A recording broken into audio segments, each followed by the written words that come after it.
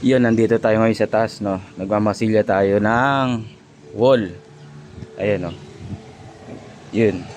Yung wall natin na minamasilya, AAC, no. Napakasarap masilya yan, no. Napakadali, napaka-smooth.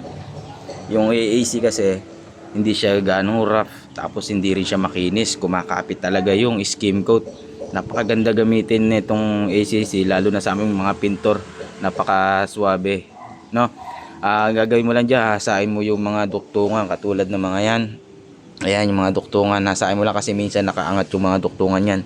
Tapos ayun, bago masilyahan, ayan makikita mo may kulay itim, no, may kulay itim pa yan. Oh, kasi yung itim na yan flexible yan kasi nasa labas tayo, no.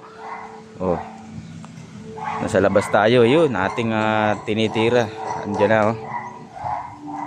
Nag-waterproofing muna tayo sa labas bago natin bayuhin ng skim coat para siyempre kontra leak. Tapos ang ating ipa-primer pagka masilya, Acrytex, no. Ito makukuha tong minamasilya natin 3 patong, pero pagka kinapalan mo 3 patong kaya na yan, pero pag 3, pagka manipis lang 4. Pero maganda talaga 3, 4 para maganda yung masilya. Makukuha mo yung mga malalalim katulad nyo kasi may mga nakalubog na AC. Makukuha mo yung kapantayan nya, mapapantay mo, no. Yan lang, oh. Update ko ulit kayo kung kailan tayo mag ano nito, magpa primer dito yan sa sa San Pablo, Laguna, sa aming project, no. Second floor yan, nandito ngayon tayo nagmamasilya. Ayan, no. Oo, no, you know.